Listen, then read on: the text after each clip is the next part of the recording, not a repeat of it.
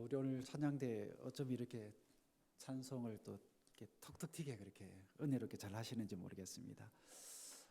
우리 찬양대뿐만 아니라 여러분들의 한 주일의 삶도 늘 주님을 찬양하며 강한 믿음의 군사로 살아갈 수 있게 되기를 축복합니다.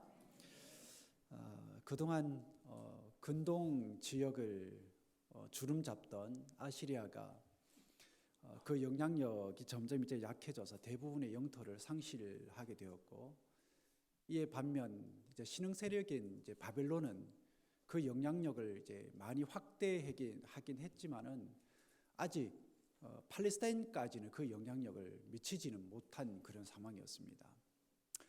이런 이제 세력의 이제 공백기를 이제 틈타서 이제 유다가 국가적인 자유를 누리는 동시에 유다 역사상 가장 대대적인 개혁을 이제 하게 됩니다. 그래 요시아가 이제 왕위에 오른 지 12년째가 되던 해, 그리고 그의 나이 20세가 되던 해에 유다 역사상 기억될 만한 아주 기념비적인 이제 종교 개혁을 이제 하게 되는 것이죠. 이와 더불어 그는 이제 북이스라엘 지역의 영토까지 이제 확장하는 정책을 펴기도 하고, 이런 와중에 이 선지자 스바냐가 역사의 무대에 등장을 하게 되는 겁니다. 스바냐가 역사의 무대에 등장하게 된 시기에 이 종교의 상황이 어떠했느냐 하면 4절에서부터 6절에 보면 잘 알 수가 있습니다. 내가 유다와 예루살렘의 모든 주민들 위해 손을 펴서 남아있는 바알을 그곳에서 멸절하며 그마림이란 이름과 및 그 제사장들을 아울러 멸절하며 또 지붕에서 하늘의 무별에게 경배하는 자들과 경배하며 여호와께 맹세하면서 말감을 가리켜 맹세하는 자들과 여호와를 배반하고 따르지 아니한 자들과 여호와를 찾지도 아니하며 구하지도 아니한 자들을 멸절하리라. 그러니까 그 당시 유다와 이 예루살렘에는 바알, 그리고 1월 성신, 그리고 이 암몬의 말감 등 온갖 그런 각종 우상들이 득실을 거렸다라는 겁니다. 그런 상황 가운데서 선포된 말씀을 오늘 우리가 읽은 이 본문의 말씀이라고 할 수가 있습니다. 스바냐는 여호와의 날이 가까웠다고 선포합니다. 이 여호와의 날이라는 것은 하나님이 자신의 대적들을 심판하기 위해서 이 역사 속으로 개입하시는, 침입해 들어오는 그런 날이에요.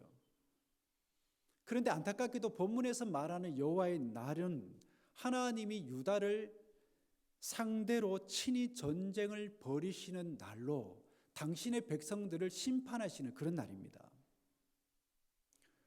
그러니까 여호와의 날이 그들에게는 기쁨과 은총의 날이 아니라 심판과 고통의 날이 될 거라는 겁니다. 원래 여호와의 날이라는 것은 하나님이 심판과 그리고 구원을 목적으로 인간 역사에 그리고 삶에 개입하는 특정한 기간을 의미합니다. 그래서 고대 이스라엘 백성들은 어떻게 생각을 했냐면, 하나님이 이제 우리 이 땅 가운데 역사 속에 들어오시면 우리는 구원받고 또 우리는 높임을 받는 반면에 우리의 적대자들, 우리의 원수들은 멸망하게 될 거라는 그런 기대를 가졌거든요. 그런데 놀랍게도 스바냐는 이 여호와의 날이 그들에게 임하게 될 것인데, 그 날은 너희가 그렇게 소망하고 바라던 그런 날이 아니라 오히려 너희들이 심판받고 멸망하게 되는 그런 날이라고 선언을 하고 있는 겁니다. 이렇게 유다에 대한 심판의 날, 곧 희생의 날이 이르게 될 것인데, 이 날을 위해서 하나님은 특별한 사람들을 초대하고 계세요. 그리고 그들을 위해서 희생 제물을 준비하고 계십니다. 그런데 안타깝게도 이 날에 피를 흘리게 되는 제물은 동물이 아니라 하나님의 법을 어긴 유다와 예루살렘 그리고 그 주민들이라고 하나님께서 말씀하고 있습니다. 동물이 아니라 사람이라는 거예요. 그리고 그들을 심판하기 위해서 하나님은 그 심판의 대행자로 이방의 나라를 창하겠다라는 겁니다. 그래 유다 주변에 있던 그 강대국을 불러서 하나님의 심판 대행자로 세우고는 유다를 치고 멸망시키겠다는 겁니다. 8절에 보면 이 하나님이 이 나라의 희생 제물로 끌고 오게 될 대상들이 구체적으로 이제 언급이 되고 있는데, 첫째가 뭐냐면 방백들이에요. 이들은 정치적인 관료들, 그리고 이 군대 지휘관들을 말을 하는데, 그러니까 사회의 지도자, 사회의 지도층이라고 얘기를 하면, 그렇게 이해를 하면 될 것 같습니다. 그리고 둘째는 왕자들입니다. 그런데 왜 왕은 언급이 되지 않고 있을까? 아마도 그 당시 왕이었던 요시아가 8세의 왕이 되어서 실제적으로 권력을 제대로 행사할 수 없었기 때문이 아닐까라는 그런 생각을 해보게 됩니다. 그리고 본문에서 얘기하는 이 왕자들은 왕족들을 가리킨다라고 보는 게 더 적절할 것 같습니다. 왜냐하면 예레미야 36장에 보면 왕의 명령을 따라서 이들이 국가 경찰의 역할을 담당했던 적도 있었기 때문입니다. 세 번째는 이방의 옷을 입은 자들이 나옵니다. 여러분 좀 이상하지 않습니까? 좀 의아하지 않으세요? 유다 사람이면서 왜 이방인의 옷을 입고 있을까? 유다 사람이면 유대의 풍습에 따라서 옷을 입어야 되는데 왜 이방인의 옷을 입고 있을까? 그건 그들의 전통보다는 외국의 문화와 습관을 좋아해서 따랐기 때문입니다. 그래서 자신들의 전통을 부끄러워해서 그 전통을 버렸던 거예요. 아마 여기서 말을 하는 이방이라는 것은 고대 근동을 지배하고 있었던 이 아시리아가 아닐까 생각합니다. 그 당시 아시리아가 지역의 패권을 쥐고 있었기 때문에 유다 지도자들 중 일부가 이들의 문화를 무비판적으로 받아들이고는 그대로 따랐던 것으로 보입니다. 물론 의복만은 아닐 거예요. 그 나라가 크고 위대하고 좋았기 때문에 모든 것들은 받아들여야 된다. 선지 문물을 우리가 받아들여야 된다. 그렇게 생각을 하고는 의복뿐만 아니라 사상이라든지 생활 습관이라든지 심지어 뭐까지 받아들였냐면 종교까지도 그렇게 했을 겁니다. 그래서 오늘 본문에 보면 그런 증거들이 많이 나타나고 있잖아요. 우리가 너무나 잘 아는 것처럼 그들은 본래 하나님으로부터 택한 백성들이었기 때문에 이방 백성들과는 다르게 살아야만 했습니다. 그런데 그들은 어떻게 했죠? 그 길을 버렸다라는 겁니다. 이스라엘 백성은 자기 주변에 있는 다른 민족들이 하는 것처럼 그렇게 해서는 안 되고 오히려 하나님의 말씀만을 따라서 그렇게 살아야만 했습니다. 그런데 그들은 그렇게 하지 않았어요. 그렇게 하지 않고 오히려 자신들의 구별됨을 자신들의 처한 상황에 각색해서 편하게 그렇게 살았던 겁니다. 그래서 그들은 구별이 아니라 혼합의 길을 걸어갔던 것입니다.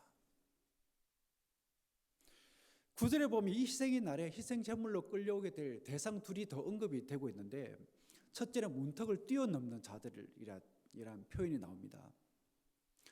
블레셋 사람들이 따르는 법에 보면 이 신전에 문턱이 있잖아요. 요즘은 그런 문턱이 별로 없는데 옛날 보면 문턱이 이렇게 높이 이렇게 있는데, 그 신전의 문턱에는 신들의 영이 있기 때문에 그 문지방을 밟으면 신을 밟는 것과 같다라는 내용이 있습니다. 그래서 신전을 들락날락 하는 사람들은 그 문턱을 밟지 않고 다녀야 된다라는 그런 관습이 있는 거예요. 그런데 본문에 나오는 것처럼 이 문지방을 뛰어넘는 자들이라는 것은 이방 종교의 미신적인 풍습을 따라 행동하는 사람들을 얘기를 하는 겁니다. 둘째는 포악과 거짓으로 자기 주인의 집에 가득 채운 자들입니다. 이들은 가난한 자들과 연약한 자들을 돌보려는 하나님의 말씀을 내팽개친 사람들이에요. 그러니까 그들로부터 포악과 거짓으로 강탈한 모든 것들을 힘이 있고 권세 있는 자기 주인의 집에 가득 쌓은 사람들이에요. 그러니까 아시리아가 그 시대를 오랫동안 통치하고 있었기 때문에 그 나라의 권력자들에게 잘 보이고 고분고분해서 내가 원하는 것을 취하고자 하는 유대의 지도자들이 있었을 겁니다. 이들에게 있어서 하나님의 말씀과 명령은 자기들의 눈앞에 보이는 권력자들보다 중요하지 않았을 거예요. 이들의 이러한 삶에 대해서 이제 하나님이 어떻게 하겠다? 심판으로 내가 응답하겠다. 도저히 더 이상 내가 그냥 내버려 둘 수 없겠구나. 이제는 좀 손을 봐야 되겠구나. 이렇게 하나님이 행하시는 심판으로 인해서 펼쳐질 통곡의 장면들이 이 10절에서 잘 묘사가 되고 있는데, 세 군데에서 이런 통곡의 소리가 들리게 될 거라고 얘기를 합니다. 그러니까 온 도시가 통곡의 소리로 가득 차게 될 거라는 겁니다. 첫째는 어문이에요. 이곳은 두로의 어부들이 자신들이 잡은 고기들을 가지고 들어올 때 주로 사용하던 북쪽 성벽에 있던 대문입니다. 그리고 제2구역이에요. 이곳은 이 어문 근처에 있던 지역으로서 예루살렘 내에 새롭게 조성된 지역인데, 주로 이곳은 이 부자들, 부유한 사람들과 상류층들이 주로 살던 그런 곳이었습니다. 그리고 이제 작은 산입니다. 그리고 11절에 보면 또 다른 한 지명이 또 나오고 있는데, 이곳이 어디냐면 막데스 지역인데, 이곳은 상인들과 그리고 무역을 하는 사람들이 주로 살던 그런 지역입니다. 앞에서 언급된 어문, 그리고 뭐 제2구역, 그리고 막데스 지역이 가지고 있는 공통점이 뭐냐 하면, 여러분 뭐라고 생각되었어요? 이 공통점이 뭐라고 생각되었습니까? 이 세 지역의 공통점이 뭐냐면 살기 좋고, 그리고 돈이 모이는, 권력이 모이는 그런 곳이었어요. 그러니 이곳에 어떤 사람들이 주로 살았습니까? 하나님이 희생의 날에 희생 제물로 끌고 오겠다라고 말씀하고 계시는 방백들, 왕자들, 그리고 이방인의 옷을 입은 사람들, 그리고 돈의 혈안이 되어 있는 상인들입니다. 이곳으로 바로 하나님께서 심판의 도구로 사용하시는 이방의 군대들이 쳐들어올 것이라는 겁니다. 그러니 그곳에 있는 모든 시설들이 파괴되고 그들의 삶이 무너지는 바람에 사람들이 아우성을 치게 될 것이다. 사람들이 통곡의 소리를 내게 될 것이다 라고 얘기를 하고 있는 거예요. 그런데 12절에 보면 좀 특이한 장면이 나옵니다. 그게 뭐냐면 그날에 뭔가를 찾기 위해 등불을 들고 다니시는 하나님의 모습이 그려지고 있어요. 즉 하나님은 복도 화도 내리지 아니하실 것이라고 중얼거리는 사람들을 하나님이 찾아다니시겠다라는 거예요. 그들을 하나님이 찾아내시겠다라고 얘기합니다. 본문에서는 그들을 뭐라고 표현하고 있습니까? 찌꺼기같이 가라앉은 자들, 찌꺼기같이 가라앉은 자들이라고 표현을 하고 있습니다. 이 표현은 포도주를 만들 때 주로 사용하는 표현입니다. 포도주를 만드는 과정을 보면 이제 농부가 포도를 이렇게 수확을 하잖아요. 수확을 하고 난 후에 이제 포도주를 짜기 위해서 큰 틀에다가 그 수확한 포도를 다 담고 밟습니다. 밟아서 거기서 이제 추출되는 포도주를 어떻게 하냐면 큰 항아리나 이제 그 통 속에 이제 집어넣죠. 그리고 한 40일 정도 이제 숙성을 시킨 후에 그것을 다시 꺼내서 이제 다른 통에 그리고 이제 항아리에 담는데, 이때 그동안 바닥에 가라앉아 있던 찌꺼기들은 다시 다 걸러내게 됩니다. 그러니까 포도주는 이 걸쭉한 이 찌꺼기와 함께 한동안 있으면서 포도주의 색깔이나 맛을 내게 된다는 겁니다. 하지만 그 어느 정도 시간이 지났음에도 불구하고 이 찌꺼기를 걸러내지 않고 그냥 그대로 둔다면 포도주가 좀 과하게 맛을 내기도 하고, 아니면 이 시럽처럼 걸쭉하게 돼버립니다. 즉 찌꺼기를 그대로 둔 채 숙성시키는 포도주가 찌꺼기를 걸러낸 포도주보다 좀 더 달기는 하지만 쉽게 맛이 가거나 썩어질 수도 있다라는 것입니다. 그래서 오늘 본문에서 얘기하는 이 찌꺼기 같이 가라앉아 있다라는 말이 무슨 의미냐면 이 삶의 안락함에 젖어서 영적으로 많이 둔해져 있는 사람, 그리고 주변에 있는 사람들의 뭐 안락함, 그들의 주변에 사는 사람들이 어떻게 살던가는 거기에 별로 관심도 기울이지 않고 그들에게 별로 영향력도 선한 영향력도 끼치지 않고 살아가는 그런 사람들에 대한 아주 뭐랄까요, 이 자문적인 표현이라고 할까, 그런 표현이라고 보면 되는 것입니다. 스바냐는 이런 표현을 통해서 뭐를 얘기하고 싶었냐면 바로 예루살렘 사람들의 현 상태를 꼬집고 싶었던 거예요. 그러니까 그들은 포도주를 만들 때 생기는 이 찌꺼기처럼 자신의 삶과 생활 방식에 안주하는 신앙의 태도를 가지고 있었다라는 것입니다. 그런데 이들의 삶의 태도는 어땠을까요? 앞과 뒤가 달랐다라는 겁니다. 앞과 뒤가 달랐다.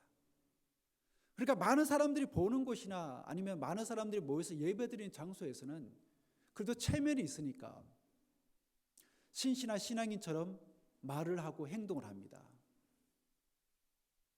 그런데 사람들이 보이지 않는 밤이 되면 말과 행동이 달라지는 거예요. 어떻게 달라질까요? 하나님은 복도 화도 내리지 아니할 것이다. 즉 하나님의 능력은 물론이거니와 하나님의 역사를 이끄신다라는 사실도 부정하는 사람들로 바뀐다라는 겁니다. 오히려 이 세상의 모든 일들은 내가 하기 나름이다. 내가 어떻게 하느냐에 따라서 복이 오기도 하고 화가 오기도 한다라는 얘기예요. 이런 사람들은 하나님의 존재를 믿기는 하지만 하나님이 무엇인가를 한다는 것을 믿지 않는 사람들이에요. 이런 사람들을 가리켜서 이 실제적 무신론자라고 얘기합니다. 실천적 무신론자라고 얘기를 합니다. 즉 그들은 신의 존재를 부인은 하지는 않지만 인간의 역사와 삶 속에 하나님이 활동하고 계신다라는 것은 부인하는 사람들이에요. 즉 하나님의 통치를 믿지 않는 사람들이에요. 이런 의미가 바로 여호와께서는 복도 내리지 아니하시며 화도 내리지 아니하신다라는 말 속에 담겨져 있는 의미인 것입니다. 이런 사람들을 하나님이 어떻게 하시겠다고요? 등불을 다 들고 다니면서 찾아내겠다라고 하는 겁니다. 여기서 여러분들 등불이 나오잖아요. 등불이 어떤 의미일까요? 어두운 곳에 등불을 들고 가면 어떻게 됩니까? 밝아지죠. 그러니까 밝히 낱낱이 찾아내겠다라는 하나님의 강한 의지가 바로 이 단어 속에 내포되어져 있는 겁니다. 그리고 이러한 실천적 물질론자들을 심판하는 내용이 13절에서 이제 선포가 되고 있는데 그들은 하나님의 이 심판을 통해서 하나님의 살아계심과 하나님이 역사에 개입하시며 삶의 화도 내리신다라는 것을 깨닫게 될 겁니다. 이 심판이 오기 전에는 하나님이 우리들 삶 속에 개입도 안 하시고 화도 내리지 않을 거라고 생각했는데 이 심판을 통해서 자신들이 알고 있는 그 하나님에 대한 그 이해들이 다 깨어지게 되는 거죠. 어떻게 깨닫게 될까요?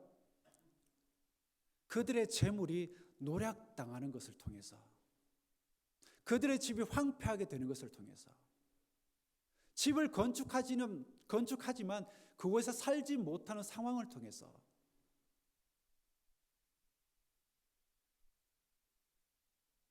그리고 포도원을 가꾸지만 그 포도주를 마시지 못하는 상황을 통해서 그들을 깨닫게 될 것입니다.